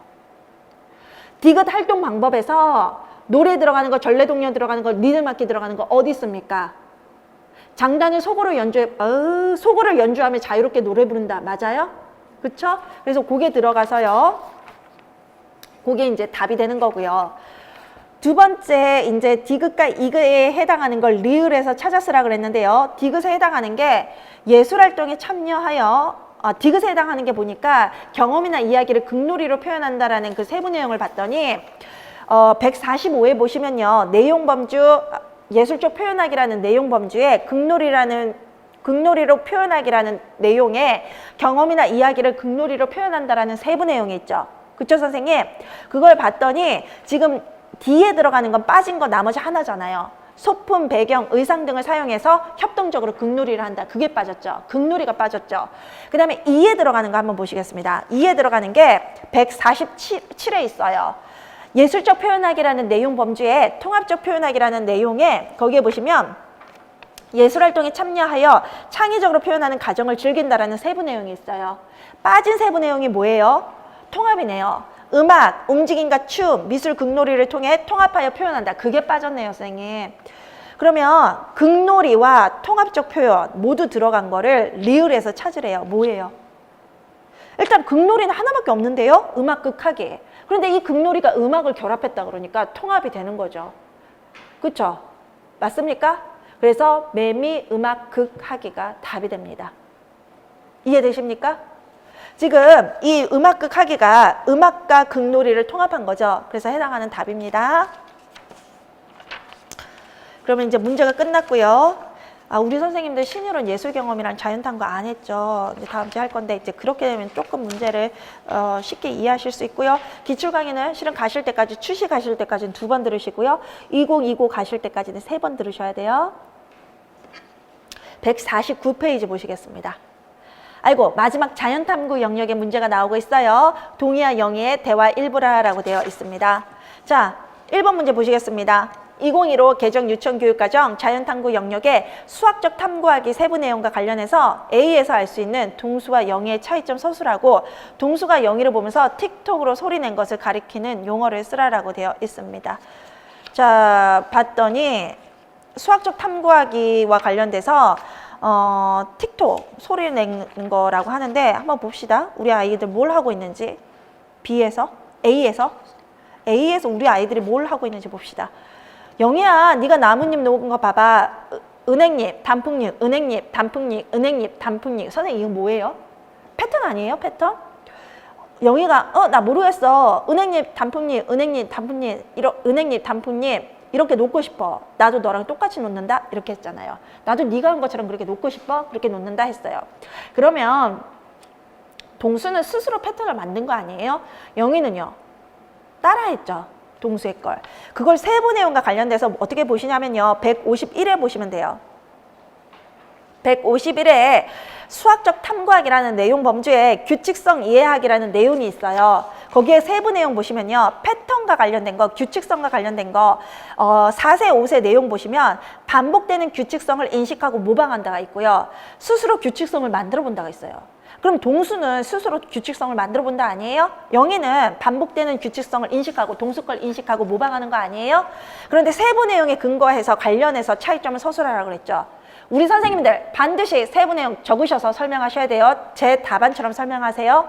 동수는 스스로 규칙성을 만들고 있는데 이는 세부 내용 중 스스로 규칙성을 만들어 본다에 해당하고 영희는 동수가 만든 규칙성을 인식하고 모방하고 있는데 이는 세부 내용 중 반복되는 규칙성을 인식하고 모방한다에 해당한다. 이렇게 쓰셔야 돼요. 세부 내용 들어가셔서 둘 다. 그런데 왜 한 명은 5세용 한 명은 4세용 세부 내용이 이렇게 들어가는 겁니까? 어떻게 가능했습니까? 우리 기출은요, 정말 전문가가 가서 내는 거예요. 저기 B-1번 149에 한번 올라가 보세요. 큰 대문제에서 몇 세라는 게 나와 있습니까? 안 나와 있잖아요. 그러니까 우리는 3세 코스든 4세 코스든 5세 코스든 상관이 없는 거예요. 어떻게 아냐면요, 아이 특징으로 알아야 돼요. 그런데 영희는 4세 특징을 보이는 거고 동수는 5세 특징을 보이는 거예요. 그 다음에 다시 문제로 돌아오셔서 B에서 동수가 영희를 보면서 틱톡으로 소리 낸 것을 가리키는 용어를 쓰라 그랬는데요. 이것도 해설서에 나오는 건데, 아까 그 이제 해설서 파트 152에 보시면 거기 중간쯤에 이제 그 보시면 OX라는 요소가 반복되는 앉고 서고는 운동적 규칙이다. 행동적 규칙이라 하셔도 돼요. 운동적 규칙, 행동적 규칙. 큰 소리, 작은 소리, 큰 소리, 작은 소리는 청각적 규칙이에요. 그 다음에 이제 추가적으로 빨간색, 노란색은 뭐겠어요, 선생님? 시각적이에요. 시각적 규칙이에요. 근데 이런 것들을 찾으라는 말 같은데요. 한번 봅시다. 우리 아이들이 B에서 뭘 했냐면요. 나뭇잎을 놓을 때마다 우드 부르고 소리를 냈어요. 틱톡 소리를 낸 거예요. 소리로 패턴을 만들었어요. 나뭇잎의 그 패턴을 소리로 만들었다. 청각적 규칙이 되는 거죠. 그 다음에 이제 밑에 기억에 오시면요. 동수가 측정할 때 사용한 나뭇가지를 지칭하는 용어를 쓰는데요. 기억에서 보시면 그래 맞아. 그래 네 것이 내 거보다 얼마나 더 길까? 응 내가 알 수 있어. 이 나뭇가지로 재볼게. 이 나뭇가지 귀찮을. 이 나뭇가지로 2번 갔고 내 것은 3번 갔어. 기억 그거 맞아요? 그 다음에 내 것이 한 번 더 갔어. 우리 애들이 뭘로 지금 나뭇가지 잎의 길이를 측정하고 있어요? 나뭇잎 기차. 우리 아이들이 이 나뭇잎 기차를 뭘로 지금 측정하고 있어요? 나뭇가지로 지금 재볼게 하지 않아요? 나뭇가지로? 나뭇가지라는 건 어떤 거냐면요. 임의 측정 단위예요. 저희가 우리 손뼘이나 발뼘으로 측정하는 건 신체 측정 단위라 그래요. 그런데 이런 분필이나 이런 사물 있잖아요. 이런 걸로 측정하는 건 우리가 임의로 측정 단위를 정했다 그래서 임의 측정 단위고요. 자나 저울 같은 거 정확한 거 있잖아요. 수치 정확하게 나오는 거 그건 표준 측정 단위라고 하는데요. 이게 어디에 나오냐면요. 153회. 수학적 탐구학이라는 내용 범주, 기초적인 측정학이라는 내용, 거기에서 이제 세부 내용, 임의 측정 단위를 사용해서 길이, 면적, 들이, 무게 등을 재본다. 거기 있잖아요. 거기에서 임의 측정 단위를 사용해서 길이, 면적, 들이, 무게 등을 재본다라고 돼 있죠. 여기서 말하는 임의 측정 단위가 우리 아이들 표준 단위로 사용하기에는 너무 어리니까요. 임의 측정 단위, 분필이든 나뭇가지든 정해서 혹은 이러한 칠판 그 지우개든 정해서 측정을 하라는 게 임의 측정 단위예요. 그래서 답이 그렇게 정해집니다.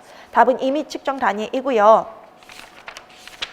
그 다음에 다른 문제 이제 밑에 가시면 수세기의 원리가 나오는데 우리 이제 선생님들 아직 자연탐구 이론을 안 했기 때문에 제가 수세기의 원리를 잠깐 설명드리도록 하겠습니다. 154로 오시겠습니다.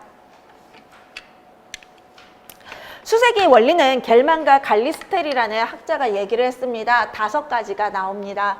첫 번째가 1대1 대응의 원리입니다. 1대1 대응의 원리. 두 번째가 안정된 순서의 원리이고요. 세 번째가 기수의 원리죠. 기수의 원리이고요.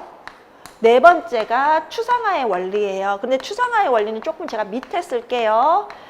근데 이제 5번째로 제가 하겠습니다. 교재와는 조금 다르지만 네 번째는 순서 무관의 원리예요. 제가 이 앞에 4개를 묶은 이유가 있어요. 요거는요, 요 4개는요, 구체물을 세는 거예요. 눈에 보이는 구체물, 분필이나 요런 거. 추상화의 원리는 추상이란 뜻 자체가 개념을 세는 거잖아요. 눈에 보이는 구체물을 세는 게 아니에요.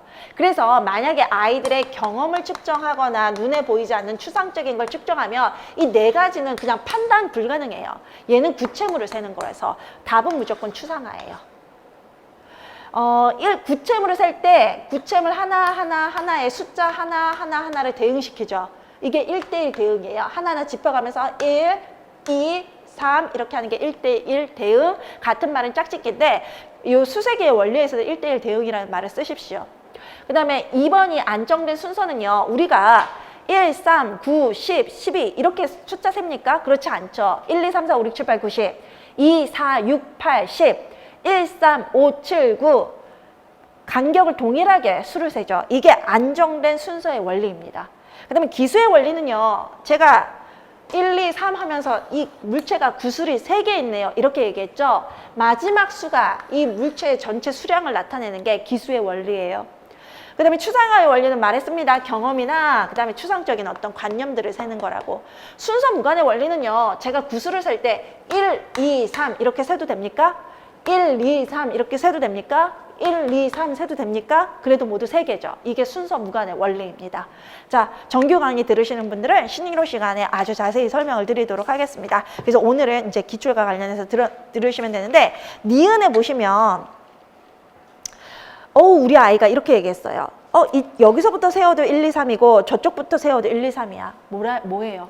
순서 무관의 원리. 그렇죠. 잘하셨어요. 그 다음에 디귿에 나타난 순서 짓기의 어떤 특징을 쓰라라고 했는데요. 디귿에 아빠 단풍잎은 큰 접시, 작은 접시, 조그만 접시 이렇게 있는 겁니까? 그렇네요. 그래서 아빠 단풍잎에 하면서 큰 접시에 큰 단풍잎, 중간 접시에 중간 단풍잎, 작은 접시에 작은 단풍잎 이렇게 나왔네요. 이거 뭐예요? 이거 1대1로 짝짓기예요. 1대1 대응입니다.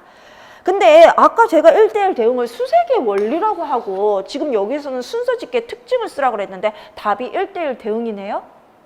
이게 뭐지? 순서짓기는 서열을 시키는 건데 이렇게 차례대로 일렬로 줄 세우는 건데 그 다음에 수세기는 1, 2, 3, 4, 5, 6, 7, 8 이렇게 수를 세는 건데 왜 제가 순서짓기의 특징을 1대1 대응이라고 답을 했을까요? 선생님, 우리 아이들, 우리 덧셈이나 뺄셈, 연산은요 모든 수학적 개념의 기초 아닙니까? 그쵸? 그렇죠. 선생님들이 이제 중고등학교에서 수학 배우실 때 덧셈, 뺄셈 못하면 수학 못하시죠?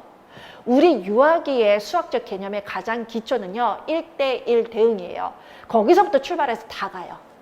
그래서 수세기의 기초도 1대1 대응이고 순서짓기의 기초도 1대1 대응이고 분류, 비교보고 다 그것도 1대1 대응부터 시작해요. 그래서 여기에서 나타난 순서짓기의 특징은 1대1 대응이 됩니다.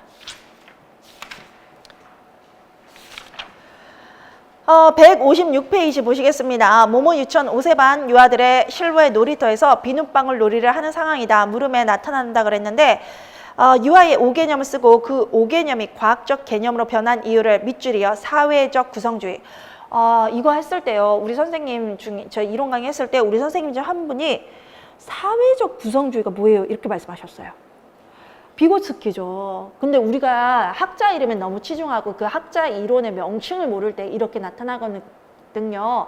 사회적 구성주의는 비고스키 이론을 얘기해요. 그랬더니 이 상황에 나타난 유아의 5개념은 일단 찾아봅시다. 뭐예요? 어머, 우리 비눗방울 놀이에 진서가 좋아. 동주가 그럼 틀 모양이 여러 가지야. 너 어떤 걸로 할래? 진서가 세모 모양 비눗방울 만들 거니까 세모로 해야지. 그럼 세모로 하면 세모 모양이 나온다라는 거네요. 그 다음에 어떻게 만들 수 있어? 야, 어떻게 만들어? 동주가 그러니까 진서가 만들 수 있거든? 이렇게 얘기했어요. 동주가 다 동그래 비눗방울을 이렇게 얘기했고 진서가 아니야, 세모 모양 비눗방울 있어. 동주가 내가 하는 거 잘 봐. 사각형 틀로 비눗방울을 만들었는데 봤지? 동그랗지? 진서가 이상하다. 인지적 갈등을 일으켰고 동주가 너도 해봐. 이렇게 됐잖아요. 그럼 우리 유아의 5개념은 뭐예요? 찾아 쓰라라고 하면요. 위 상황에서 나타난 5개념은 뭐예요? 나는 세모 모양 비눗방울을 만들 거니까 세모로 해야지. 이거 아니에요? 그쵸? 세모 모양의 틀로 하면 세모 모양이 나온다는 게 이 아이가 가진 5개념 아니에요? 그거를 어떻게 과학적 개념으로 변하게 됐어요. 우리 동주가 언어적 설명해주고 시범 보여줬잖아요. 언어적으로 야 그거 아니거든? 모든 게 다 동그랗게 나와. 이렇게 하고 자 잘 밟아. 내가 하는 거 잘 보란 말이야 라고 후 봤죠. 그 다음에 야 너도 해봐 이렇게 했잖아요. 그게 시험이죠. 시범이죠. 내가 한 걸 보고 너도 따라해. 시범이죠. 근데 시범만 한 게 아니라 언어적 설명이잖아요. 그게 뭐예요? 비고스키 이론에서는 비계 설정 아니에요? 유능한 또래 아니에요? 그래서 답은 유능한 또래인 동주가 언어적 설명과 시범이라는 비계 설정을 통해 진서의 5개념을 과학적 개념으로 변하게 해주었어요. 그런데 진서의 5개념은 현재적 발달 수준에 해당하고요. 과학적 개념은 잠재적 발달 수준에 해당이 돼요. 사회적 구성주의 관점에서 쓰라기 때문에 비고스키의 용어들을 섞어서 쓰십시오. 유식해 보이잖아요. 네. 상호주관 써. 비고스키 안에서 비계 설정 안에서 상호주관성은요, 어떠한 주제에 대해서 애들이 막 토론해 가면서 하나의 합의된 시점에 가는 거예요. 근데 이거는 동주가 유능하게 이끈다라고 볼 수가 있어요. 아니라고는 말 못하지만 정확하게 그렇지도 않고 비교 설정의 개념으로 충분히 설정할 수 있는데, 비교 설정이라는 더 확실한 용어를 두고 그 상호 주관성을 굳이 쓰실 필요 없어요. 네. 그 다음에 2015 개정 유치원 교육과정에 그 제시된 탐구 기술 중 기억에 사용된 탐구 기술 두 가지를 쓰면요. 봐, 네가 한 거랑 내가 한 거랑 다 똑같잖아, 동그랗잖아, 이렇게 되어 있어요. 네가 한 거랑 내가 한 거랑 둘 다 동그래. 네 것도 보고 내 것도 보고. 탐구 기술 뭘 사용했냐 봤더니 2015 유치원 교육과정 한번 봅시다. 자, 159페이지에 있는데요. 탐구하는 태도 기록이 탐구 기술 탐구하는 태도 기록이라는 내용 범주에 탐구 기술 활용하기라는 내용이 있고요. 거기에 세부 내용이 있는데, 거기에서 얘기하는 그 탐구 기술은 탐색, 관찰, 비교, 예측 네 가지가 세부 내용이 나와 있죠. 그런데 이 문제는 세부 내용에 2015에서 제시된 거라고 하니까 2015 개정 유치원 교육과정에서 제시된 탐구 기술이라고 하기 때문에 이 네 가지 중에서 반드시 쓰셔야 돼요. 다른 거에서 찾아오시면 안 돼요. 이 2015 개정 유치원 교육과정에 근거하라 하거나 세부 내용이 근거하라 할 때는 반드시 그 해설서에서만 찾으셔야 돼요. 기억이, 자, 네 거랑 내 거랑 둘 다 똑같잖아. 둘 다 비교한 거 아니에요? 그래서 비교가 해당이 돼요. 거기에 이제 세부 내용에 비교 있습니까? 탐구 기술에. 그래서 답은 비교고요. 그 다음에 기억에서 또 보니까 둘 다 동그랗잖아. 어떻게 알았어요? 눈으로 보고 한 거 아니에요? 그쵸, 동그랗구나. 그럼 탐구 기술에 관찰이 있었어요? 그럼 탐색은 답이 안 돼요? 답 안 돼요, 선생님. 탐색은 이렇게 아이들이 넓은 환경에서 이것저것 다 찾아보는 거예요. 근데 관찰은 그중에서 하나만 집중적으로 관찰을 하는 건데, 여기에 보시면 동주, 그 다음에 진서 두 개만 보고 있잖아요, 집중해서. 비교를 하려면 탐색을 하면 안 되죠. 잘 보고 있어야 비교가 되는 거죠. 그래서 이거는 관찰과 비교예요, 답이. 예측도 안 되죠, 지금. 예측하고 있지 않죠. 그 다음에 조작변이 쓰고 조작변인과 관련해서 유아들이 설정한 가설을 쓰라 그랬는데, 자, 우리 전공서의 159페이지에 과학 과정에서 기술 통합 기능이 있는데요. 기술 통합 기능이 있는데, 첫 번째가 변인 변별하기고요. 두 번째가 변인 통제하기고요. 세 번째가 조작적으로 정의하기, 네 번째가 가설 설정하기, 실험하기, 그래프, 자료 해석하기, 모델 형성하기, 탐구 조사하기 있습니다. 이것과 관련해서 변인 변별하게 보니까 독립변인이 있고 종속변인이 있거든요. 독립변인은 실험 결과에 영향을 미칠 수 있는 거예요. 종속은 그 독립변인의 결과로 나온 결과가 돼요. 그래서 실험의 결과가 종속변인인데, 종속이라는 말이 어떠한 것에 종속돼서 결과가 바뀐다 그래서 종속변인이고, 독립변인은 나 혼자적으로 자체적으로 독립적으로 움직여, 그리고 내가 움직여서 결과를 바꿀 수 있어, 이거예요. 그래서 독립변인이 종속변인에 영향을 미쳐요. 그 독립변인에는 조작변인과 통제변인이 있는데요. 통제변인은 시험에서 일정하게 유지하는 변인이에요. 그러니까 바꾸지 않는 변인이에요. 그런데 조작변인은요, 의도적으로 변화시켜서 결과를 보는 거예요. 한마디로 변인 중에서 A라는 거는 바꾸지 않고 일정하게 하는데, A라는 변인은 온도가 될 수 있는 거예요. 온도를 바꾸지 않고 일정하게 유지해요. 그 다음에 조작변이는 B라는 건데 뭘 하냐 했더니 수분이라 그러나? 습도를 달리하는 거예요. 습도를. 그러면 동일한 60도시에서 온도 60도시에서 습도가 높을 때 곰팡이가 잘 피는지, 그 낮을 때 곰팡이가 잘 피는지 이제 습도의 차이를 알아보려고 이 실험을 하는 거예요. 그러면 이렇게 온도를 일정하게 유지하는 건 변인을 고정해놨다, 변인을 바꾸지 않는다, 통제한다, 그래서 통제 변인이고요. 조작 변인은 습도를 높였다가 낮췄다가 조작했잖아요. 그래서 조작 변인이 돼요. 이거 결과로 종속 변인은 곰팡이가 많이 생겼어요, 많이 생기지 않았어요잖아요. 종속 변이는 습도가 높였을 때 많이 생긴다, 낮았을 때 안 생긴다. 이게 종속 변인이에요. 그 연구 실험의 결과가. 그러니까 조작 변인에 의해서 바뀌죠. 종속 변이는 조작 변이를 어떻게 하냐에 따라서 조작 변이를 쓰래요. 조작 변이과 관련해서 유아들이 설정한 가설을 쓰래요. 선생님 조작 변이 이 아이들이 실험 연구에서 계속 바꾼 게 뭔지를 찾으시면 돼요. 그런데 세모틀하고 네모틀하고 동그라미 틀, 뭐 구름틀, 하늘틀, 강아지틀, 모양틀 이렇게 한 거 아니에요? 그럼 얘들이 바꾼 거는 뭐예요? 조작 변이는 여러 가지 모양의 틀 아닙니까?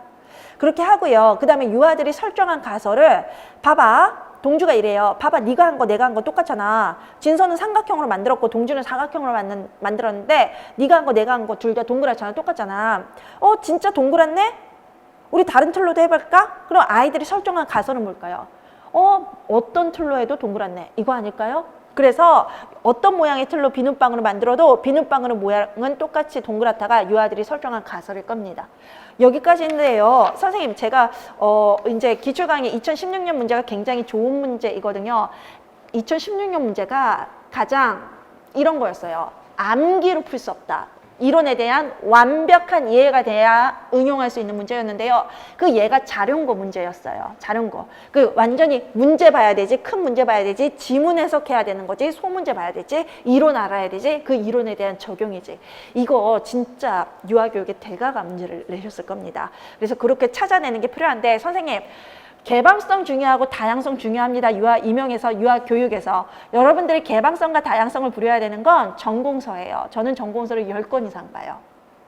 제가 학사, 석사, 박사를 다 공부했음에도 여전히 유아 임용을 위해서 전공서 10권을 보고 제 책은 100% 전공서에서 근거가 됐습니다. 아니면 원서에서 근거가 됐는데 원서는 영어로가 된 게 아니라 원래 학자가 쓴 책이에요.